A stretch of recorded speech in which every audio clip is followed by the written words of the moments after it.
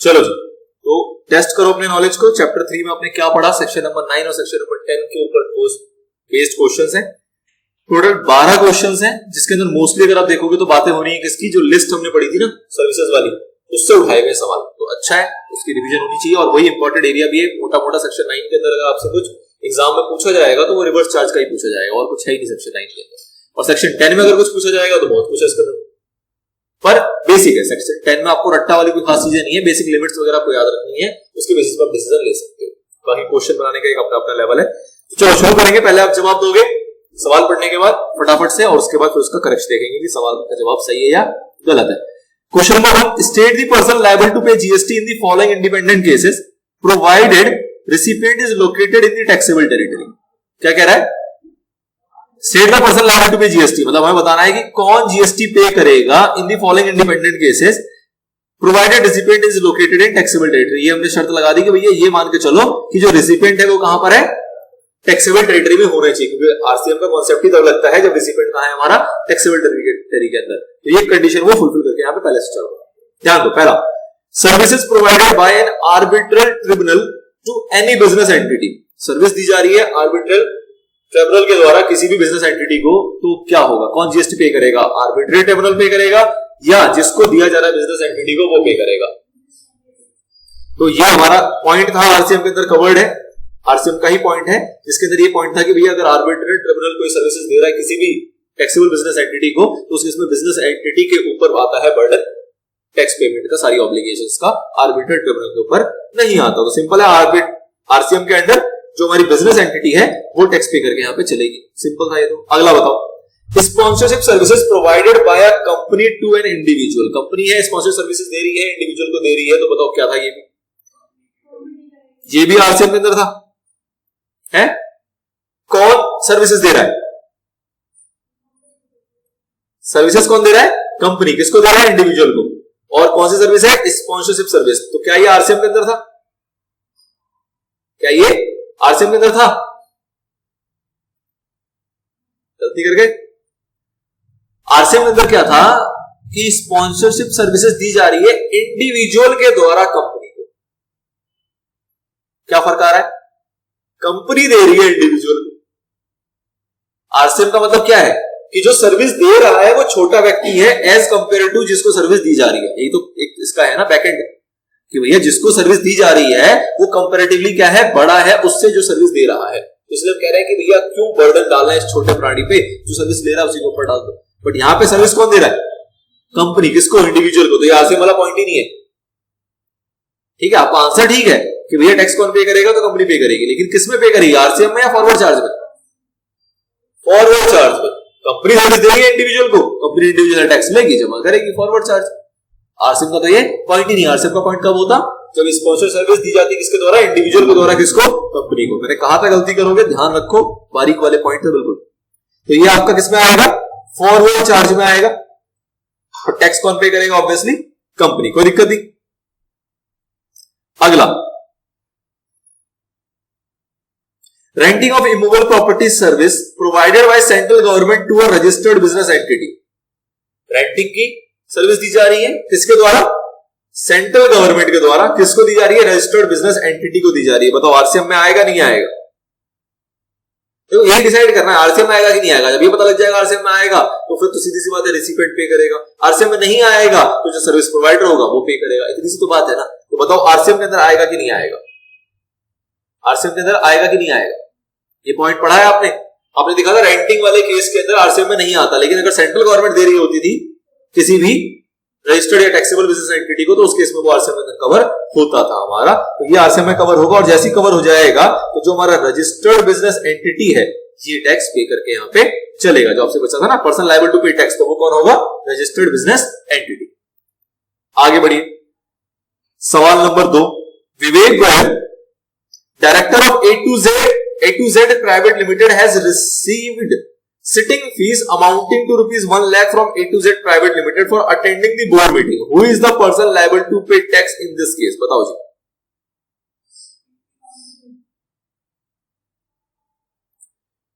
Director है हमारा विवेक गोयल, उसको सिटिंग फीस मिली है, जो बोर्ड मीटिंग वगैरह में वो आके अटेंड किया उसने, उसको उसकी फीस लगी 1 लाख रुपए मिली है, तो यहाँ पे जीएसटी कौन पे करेगा?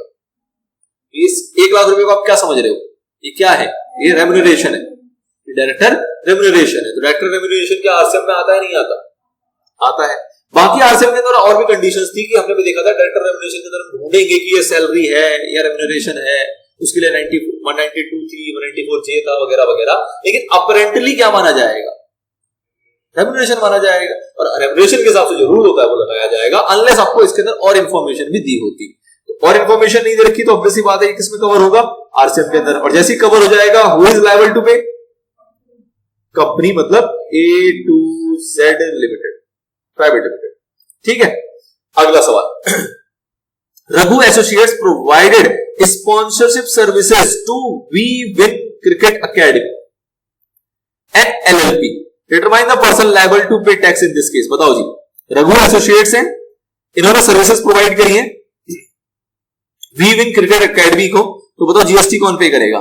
क्या यहां आरसीएम लग रहा है? स्पॉन्सरशिप सर्विस फिर आ गई, फिर से क्या आ गया? स्पॉन्सरशिप सर्विस आ रही है। किसको दी जा रही है? एक LLP है, इसको दी जा रही है, वी विन क्रिकेट। किसके द्वारा दी जा रही है? रघु एसोसिएट्स है। क्या ये कंपनी है? क्या ये LLP है? नहीं, तो इंडिविजुअल फॉर्म होगी। ठीक है, ये सर्विस दे रहा है किसको?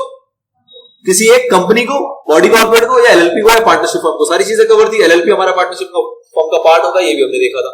तो क्या आरसीएम लग रहा है? यहां पे सर्विस कौन सी है? आरसीएम वाली है। डी किसके द्वारा जा रही है? वो कवर हो रहा है। किसको दी जा रही है? LLP को दी जा रही है, वो भी आपका कवर हो रहा है। तो कहीं ना कहीं आरसीएम इसके ऊपर लगेगा, नहीं लगेगा? लग जाएगा। और कौन पे करेगा tax? NLP, we win cricket academy. चलो, ये सिंपल था। अगला सवाल बताओ। Safe transfer GTA, goods transport agency, transported goods of Kapil and company, a partnership firm which is not registered under GST. अच्छा जी, फॉर्म जो है वो रजिस्टर्ड नहीं है। Determine the person liable to pay tax in this case. बताइए, ये जो है ये जीटी है, इन्होंने एक सर्विस दी जीटी की, किसको? एक पार्टनरशिप फर्म को। ये जीएसटी में रजिस्टर्ड नहीं है, तो बताओ टैक्स कौन पे करेगा? जीटीए वाला पॉइंट लगेगा आपका इसके अंदर। तो पहली बार बताओ, आरसीएम में ये आ रहा है नहीं आ रहा? आरसीएम की कंडीशन क्या थी कि एक जीटीए सर्विस प्रोवाइडर है, वो सर्विस देगा। किसको सर्विस देगा? हाँ, ये सबको देगा। ये यहां लग रहा है नहीं लग रहा? लग रहा है नहीं लग रहा? अनरजिस्टर्ड है, बिल्कुल सही कह रहा हूं, अनरजिस्टर्ड है। लग रहा है नहीं लग रहा? लग रहा है। कंडीशंस क्या क्या थी? सोसाइटी रजिस्टर्ड होनी चाहिए सोसाइटी एक्ट में, कंपनी रजिस्टर्ड होनी चाहिए, पार्टनरशिप फॉर्म रजिस्टर्ड होनी चाहिए जो भी उनका रिस्पेक्टिव एक्ट होगा उसके अंदर, या फिर कोई रजिस्टर्ड पर्सन होना चाहिए। पार्टनरशिप फॉर्म के लिए ये नहीं कहा था कि वो जीएसटी में रजिस्टर्ड होना चाहिए। पार्टनरशिप फॉर्म जो है वो अपने फॉर्म वाले एक्ट में तो रजिस्टर्ड है ना, पार्टनरशिप एक्ट में तो रजिस्टर्ड है ना। कंपनी होगी तो कंपनी एक्ट में रजिस्टर्ड होगी ना, सोसाइटी होगी तो सोसाइटी एक्ट में रजिस्टर्ड होगी ना। ये कहा जा रहा है कि वो जीएसटी एक्ट में रजिस्टर्ड होनी चाहिए? नहीं। एक पॉइंट ये भी था, रजिस्टर्ड पर्सन होना चाहिए। अगर कंपनी नहीं है, फॉर्म नहीं है, कोई इंडिविजुअल ही है, लेकिन वो रजिस्टर्ड है, तो फिर वो रजिस्टर्ड कहां होगा? अगर इंडिविजुअल है तो कहां रजिस्टर्ड होगा? वो तो जीएसटी एक्ट में रजिस्टर्ड होगा। लेकिन फॉर्म के लिए कंडीशन ठीक है कि वो जीएसटी एक्ट में रजिस्टर्ड होना चाहिए। याद आ रहा है? दिखाऊं ले जाके ऊपर, याद आ गया? तो ये सारे लोग अपने अपने रिस्पेक्टिव एक्ट के अंदर रजिस्टर्ड होने चाहिए। कोऑपरेटिव सोसाइटी है या जो भी है, वो अपने अपने रिस्पेक्टिव एक्ट के अंदर। जीएसटी एक्ट में रजिस्टर्ड हो ना हो, हमें क्या करना है? क्यों नहीं रजिस्टर्ड? तो जब इतनी बड़ी कंपनी फॉर्म अपने अपने एक्ट के अंदर रजिस्टर्ड हो, तो जीएसटी के अंदर एक्ट में रजिस्टर्ड होना ही चाहिए। नहीं तो तुम्हारी गलती हो। तो ठीक है, तो यहाँ पे वो वाली कंडीशन नहीं थी। यही कंफ्यूजिंग था कि भैया not registered in the GST, तो रजिस्टर्ड इनके लिए मैंडेटरी नहीं है। कोऑपरेटिव सोसाइटी होता, कंपनी होता, तो ये अगर रजिस्टर्ड नहीं भी हो तो कोई फर्क नहीं पड़ता। पार्टनरशिप में रजिस्टर्ड नहीं भी हो तो फर्क नहीं पड़ता। एलएलपी होगी, रजिस्टर्ड नहीं भी हो तो फर्क नहीं पड़ता। अपने एक्ट में तो रजिस्टर्ड है ना, तभी तो एलएलपी बनी होगी। क्लियर है? इनको आरसीएम में टैक्स पे करना पड़ेगा, जीटीए टैक्स पे नहीं करेगा। तो determine the person liable to pay tax in this case, तो कौन है? Kapil and company partnership firm is liable to pay tax under GST. आइए जी, अगला सवाल। 2 गलतियां कर चुके हो अभी तक। Legal fees is received by Sushrut an advocate from Messrs Tattva Trading Company having turnover of rupees 50 lakh in preceding financial year. Who is the person liable to pay tax in this case? बताइए जी। Legal fees मिली है,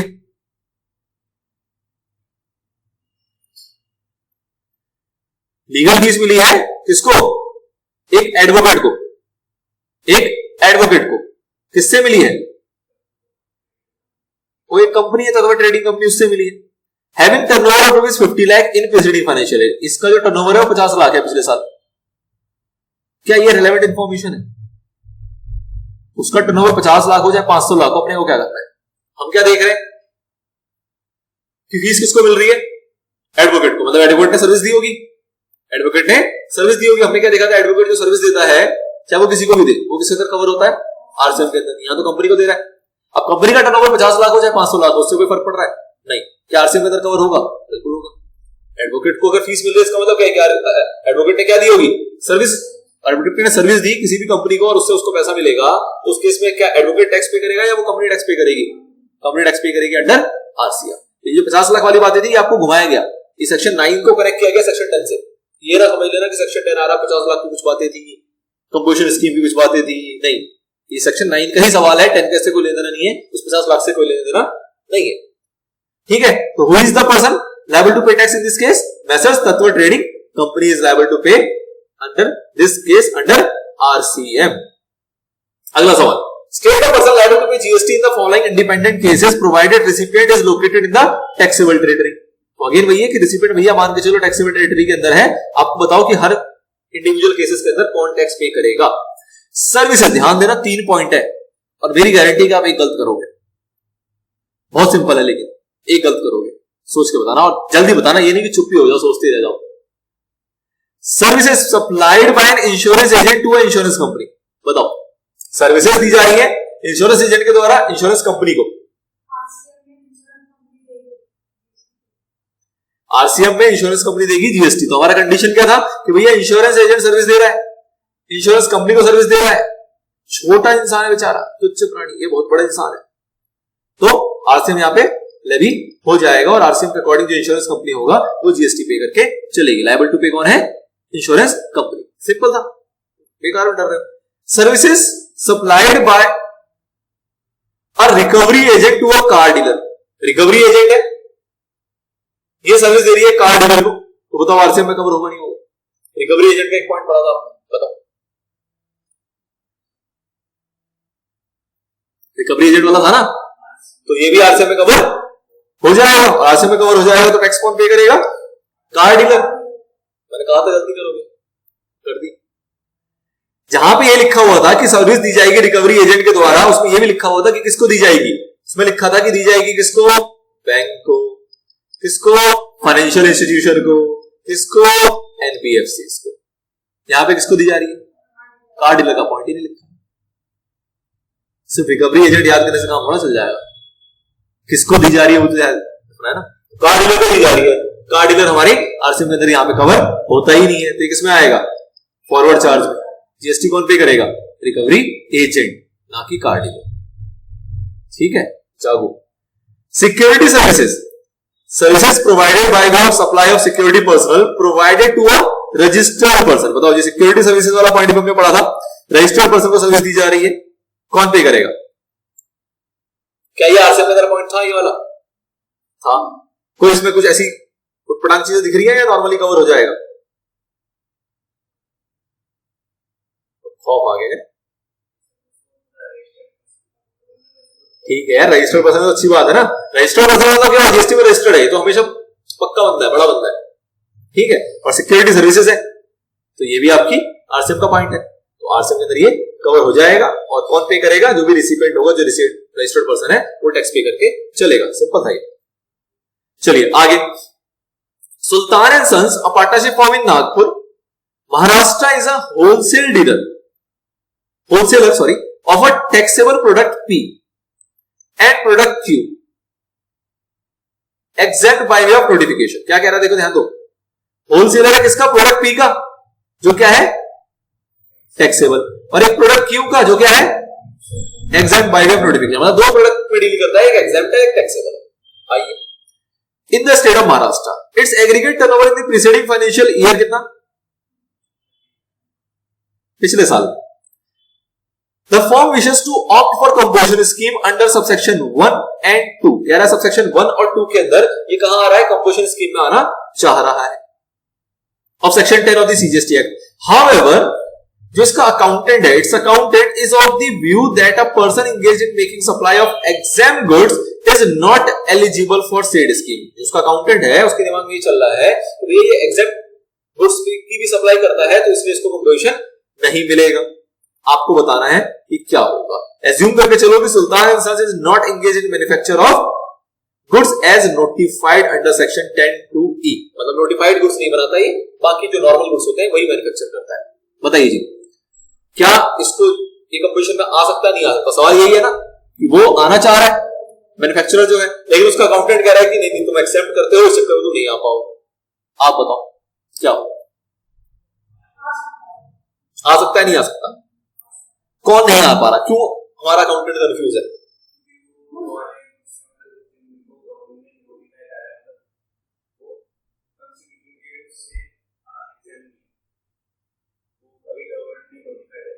notify अलग चीज होगी। मैंने क्या कहा था? Goods not leviable to tax तो नहीं आ पाएगा, लेकिन ये क्या है? एग्जेम्प्ट है। कहां कंफ्यूज हमारा अकाउंटेंट? इस वाले पॉइंट पे कि वो एग्जेम्प्ट को ही क्या समझ के चल रहा है? नॉट लेविएबल टू टैक्स, लेकिन ये वो नहीं है। एग्जेम्प्ट होता है जो बाय वे ऑफ नोटिफिकेशन होता है, और नॉट लेविएबल टैक्स वो होता है जो कि हमारे लॉ के अंदर ही प्रिस्क्राइब किया गया है कि इसके ऊपर टैक्स नहीं लगेगा। एग्जेम्पशन बाय नोटिफिकेशन नहीं है, लेकिन यहां पे जो एग्जेम्पशन है वो क्या है?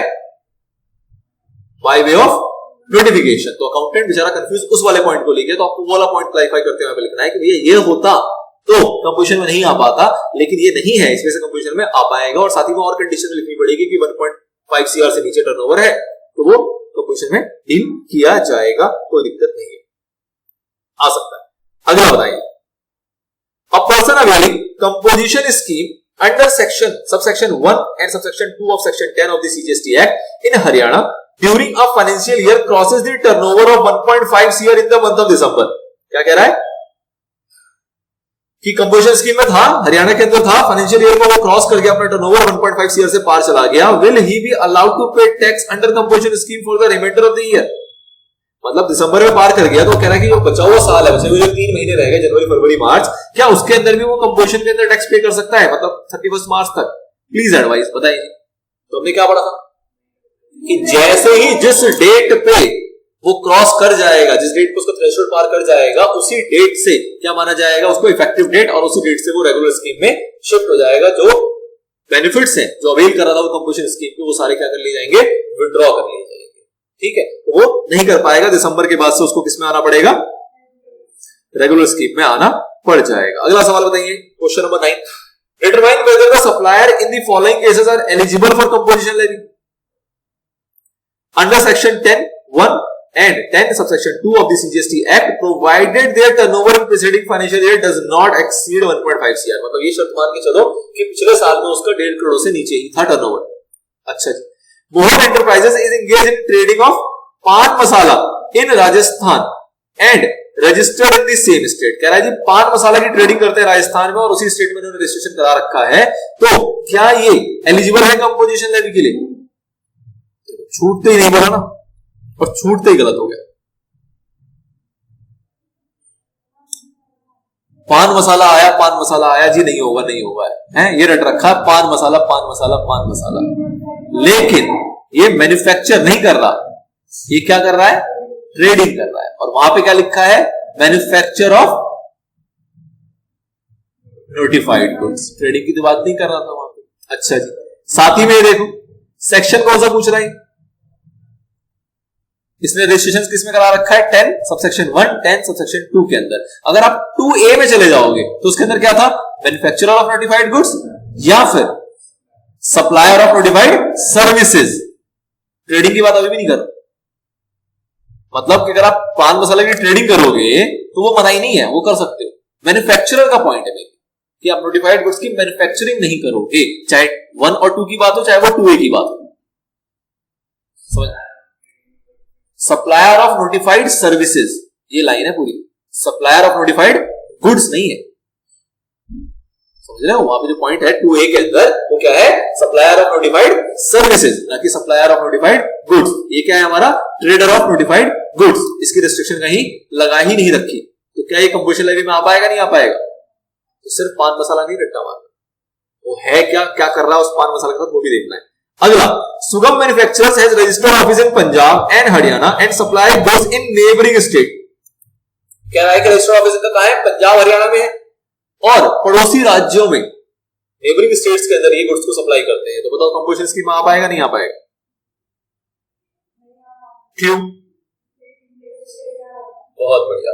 क्या कर रहे हैं? ये इंटर स्टेट सप्लाई कर रहे हैं, जो कि अलाउ नहीं है कंपोजिशन स्कीम डीलर को। ठीक है, तो इसलिए इंटर स्टेट सप्लाई वाले रीजन की वजह से ये कंपोजिशन स्कीम के लिए एलिजिबल नहीं माने जाएंगे। सवाल नंबर 10, Subramaniam enterprise has two registered office of business in Delhi. Its aggregate turnover for the preceding financial year for both the places of business was 1.2 CR, मतलब 120 lakh. It wishes to pay tax under composition levy under section 10 subsection 1 and 10 subsection 2 of the CGST Act 2017 for one of the place of business in the current year while under normal levy for other। क्या कह रहे हैं कि दो business है दिल्ली के अंदर, एक में चाह रहे हैं कंपोजिशन के अंदर टैक्स पे करे, एक में चाह रहे हैं वो नॉर्मल स्कीम में टैक्स पे करे। You are required to advise Subramanian Enterprise whether he can do so। क्या ऐसा कर सकते हैं? दिल्ली के अंदर दो प्लेस ऑफ बिजनेस है, एक में चाह रहे हैं कि नॉर्मल में काम करें, एक में चाह रहे हैं कंपोजिशन के अंदर काम करें। तो क्या ऐसा किया जा सकता है? ऐसा नहीं किया जा सकता। या तो सभी में कंपोजिशन में आओगे या तो सभी में कंपोजिशन से बाहर चले जाओगे। तो आप एडवाइस कर दोगे आराम से।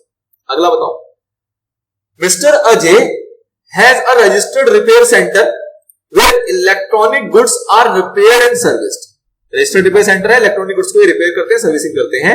His repair centre is located in the state of Rajasthan and he is not engaged in making any inter state supply of goods. Rajasthan में रजिस्ट्रेशन है इनका और कोई भी इंटर स्टेट सप्लाई नहीं करते सर्विसेज का। His aggregate turnover in the preceding financial year कितना? 45 लाख। पिछले साल में इनका टर्नओवर कितना है? 45 lakh. With reference to the provision of CGST Act 2017, examine whether Mr. Ajay can opt for composition scheme under section 10 subsection 1 and 10 subsection 2 of the CGST Act 2017 in the current financial year, or whether he is eligible to avail the benefit of composition scheme under section 10 subsection 2A.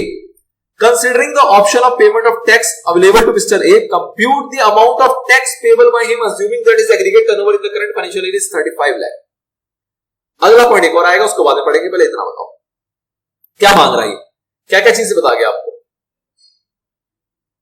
एक तो कह रहा है जी अजय है, दूसरा ये registered है, ठीक है, तीसरा ये क्या काम करता है? सर्विस है, गुड्स नहीं है सर्विस है, ठीक है ना, रिपेयर सर्विस है। Repair goods are repaired and serviced. इस रिपेयर सेंटर कहां पर है? राजस्थान में, मतलब रजिस्टर्ड कहां पर है? राजस्थान में है। एग्रीगेट टर्नओवर पिछले साल का कितना है? प्रीवियस ईयर का टर्नओवर कितना है? 45 लाख है। आगे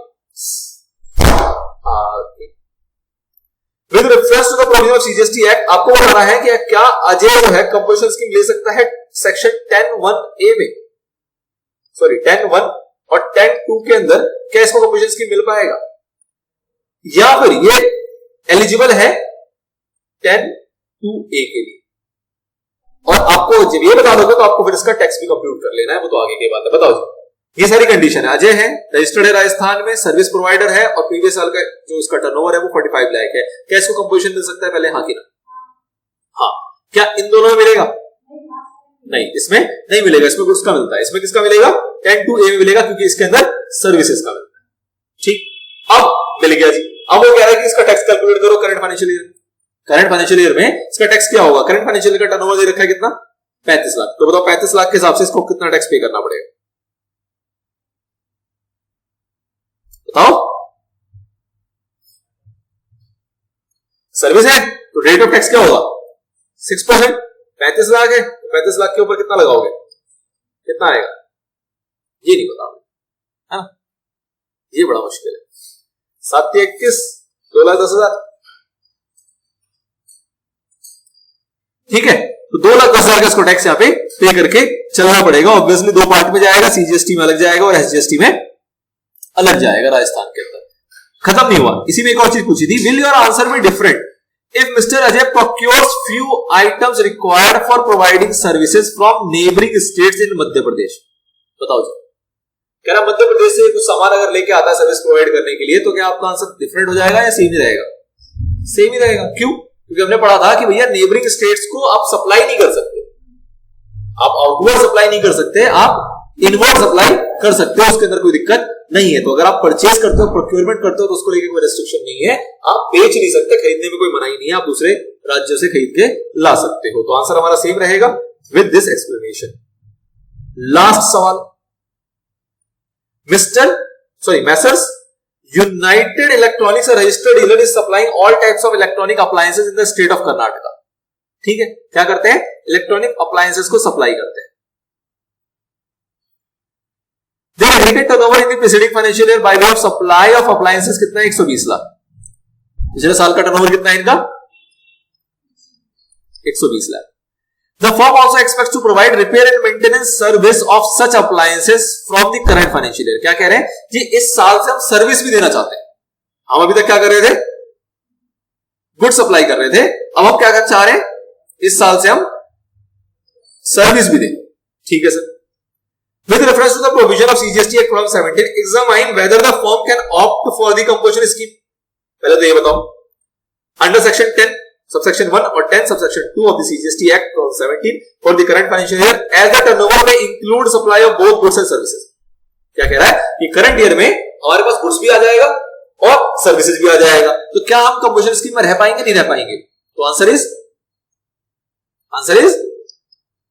यस, रह सकते हैं, लेकिन रेस्ट्रिक्शन क्या है कि मार्जिनल सप्लाई ऑफ सर्विस होना चाहिए। मार्जिनल सप्लाई का पूरा प्रोविजन लिखोगे यहाँ पे 10% वाला of the preceding financial year का टर्नओवर और 5 लाख व्हिचएवर इज हायर। अगर इस लिमिट में रहते हो तो कोई दिक्कत नहीं, मतलब इस कायदे में रहोगे तो फायदे में रहोगे, अदरवाइज आपका कंपोजिशन का बेनिफिट चलता है। अगर आपका जवाब है, हाँ जी हमारा जवाब है, up to what amount the service can be supplied. कह रहा है अगर आपका जवाब हाँ है तो कितना सर्विस ये मैक्सिमम सप्लाई कर सकता है, तो क्या ये 50 लाख से ऊपर जा रहा है? इसका पिछले साल का टर्नओवर क्या 50 लाख से ऊपर है? आपने कैसे याद किया था कि भैया 50 लाख से ऊपर जाएगा तो क्या मान लेंगे 10%, और 50 लाख से नीचे होगा तो क्या मानेंगे 5 लाख। ये तो मैक्सिमम लिमिट है ना कि सर्विस कितनी दे पाएगा, 50 लाख से नीचे होगा तो मैक्सिमम 5 लाख, और 50 लाख से ऊपर होगा अप टू 1.5 सीआर तो कितना होगा 10%। तो यहाँ पे 120 लाख है तो इसका 10% कितना आएगा 12 लाख। तो 12 लाख तक की सर्विस दे सकता है। वही कह रहा है ना up to what amount the service can be supplied, तो मैक्सिमम सप्लाई कितनी कर सकता है सर्विस ये 12 लाख की। बाकी गुड्स होनी चाहिए कुल मिला के 1.5 सीआर के नीचे ही रहना पड़ेगा इसको, अदरवाइज चला जाएगा। ये सवाल की मांग थी, इस तरीके से आप इस प्रोविजन को डिस्क्राइब करोगे। अच्छा, अब तो हमने थोड़ा सा ना रफ मैनर में इसको डिस्कस कर लिया, क्या सवाल था, कैसे एनालाइज किया, कैसे इसको जवाब निकाला, लेकिन इसको एग्जाम में प्रेजेंट कैसे करना है उसके लिए आपको इसकी आंसर की रीडिंग लगानी है। ठीक है, ये वाली जो पीडीएफ होती है ना, ये पीडीएफ ऑल्दो वीडियो के उसमें डिस्क्रिप्शन में अटैच होती है, वहां पे देखोगे तो इसका लिंक अवेलेबल है। तो अगर इसको आप उठाओगे तो उसके अंदर आपको हाईलाइटेड एरिया मिल जाएगा, जो कि आप अगर खुद से कर रहे हो तो अच्छी बात है, नहीं कर रहे हो तो आपको यहां से भी मिल सकता है। साथ ही में जितने भी आंसर है वो सबको मैंने यहाँ पे हाईलाइट किया हुआ है, तो उसके की टर्म्स है जो आपको मेनली याद रखते हैं, जितने भी आंसर। तो अगर इसको उठा लोगे तो इससे भी रिवाइज हो जाएगा। मोटा मोटा क्या है कि आपको आंसर कैसे प्रेजेंट करना है वो पता होना चाहिए, उसकी एक्चुअल में लैंग्वेज का लिखनी वो पता होना चाहिए। हाँ ना पता है तो विजन मोटे मोटे पता है, लेकिन एक्चुअल में क्या क्या चीजें यूज करनी है अपने आंसर लिखने के लिए, उस चीजों की प्रैक्टिस एक बार आप इस पे नजर मार के जरूर करोगे कि भैया क्या क्या चीजें लिखनी है, क्या क्या चीजें छोड़नी है। आपको क्रक्स पता लग गया, अपना आंसर पता लग गया, डायरेक्शन पता लग गया किस डायरेक्शन में जाना है, और एक्चुअल में वर्डिंग क्या यूज करनी है उसके लिए आपको इसके आंसर को एक बार रीड आउट करके चलना पड़ेगा। ठीक है, ऑल्दो पैटर्न आपको मोटा मोटा पता होता है, क्या पता होता है कि कोई भी सवाल आएगा तो पहले उसके प्रोविजन को डिस्कस करना है, फिर उसके प्रोविजन को रिलेट करना है उसके सवाल के साथ, और एंड में अपना कंक्लूजन दे देना है। ये 3 स्टेप में आपको मोटा मोटा आंसर देना होता है, लेकिन स्टिल एक बार इसकी लैंग्वेज को अगर पढ़ोगे तो अच्छा रहेगा, आपका थोड़ा सा और माइंड ब्रॉड होगा और एग्जाम में किस तरीके से लिखना है उसकी थोड़ी सी नॉलेज मिलेगी। यहां पे आके हमारा चैप्टर नंबर 3 समाप्त हो जाता है पूरी तरीके से। अगले क्लास से शुरू करेंगे चैप्टर नंबर 4 एग्जाम्पशन। ठीक है, चलो इसको यहीं रोकते हैं, चलते हैं नेक्स्ट। नीचे कुछ अमेंडमेंट दे रखा है, वेरी गुड, अच्छा हुआ तुमने सही टाइम पे बोल दिया। ये कुछ नहीं है, ये कुछ भी नहीं है, जो हमने अभी पीछे पढ़ा ना उसी चीज को यहाँ पे बता रहा है कि भैया फाइनेंस एक्ट 2020 के अंदर क्या अमेंडमेंट आई थी। ऑल्दो हमने पीछे पढ़ लिया बट उन्होंने अलग से और ऐड कर दिया। देखो कुछ नहीं आया था, सबसेक्शन 2 था, ये एग्जिस्टिंग प्रोविजन था पहले वाला। ठीक है, सबसेक्शन 2 के अंदर जो अमेंडमेंट आया फाइनेंस एक्ट 2020 का, उसने क्या कर दिया, गुड्स की जगह क्या ऐड कर दिया, सर्विसेज। गुड्स की जगह क्या ऐड कर दिया, सर्विसेज। जैसे यहां पे लिखा था ना, he is not engaged in making any supply of goods which are not leviable to tax under this act. इसमें क्या कहते हैं, गुड्स और services not leviable to tax under this act. तो सर्विसेज एडिशन हुई, यहां पे भी सर्विसेज एडिशन हुई कि he is not engaged in making any supply of goods through ECO. यहां पे कहते हैं गुड्स और सर्विसेज थ्रू इको जो कि सेक्शन 52 में कवर होता है, बाकी सारे पॉइंट वही है, ई एफ जितने पॉइंट थे वो सारे सेम टू सेम, जिसके अंदर कोई चेंजेस नहीं किए गए थे। पर्पस क्या था, रिमार्क देखो, Section 10, subsection 2 is being amended to harmonize the condition for eligibility for opting to pay tax under composition scheme under subsection 1 and 2 and under subsection 2A। मतलब 2 है, 1 है, 2A है। जब 1 और 2 था तब तो कोई सी चाहिए था, लेकिन जब 2A आ गया तो उसके अंदर कॉमन क्रिएशन करने के लिए उसके अंदर 2A की भी सर्विसेज वाले पॉइंट को भी यहाँ पे ऐड कर दिया गया। कुछ नहीं आपके लिए रेलेवेंट नहीं था, इसलिए मैंने इस पे ध्यान नहीं दिया। हमने पीछे इस चीज को पढ़ लिया, तो इससे ऐसी कोई दिक्कत नहीं है। इन्होंने ऐड में एक पन्ना और उसका डाला हुआ है, इग्नोर कर सकते हो, बाकी क्लियर हो गया।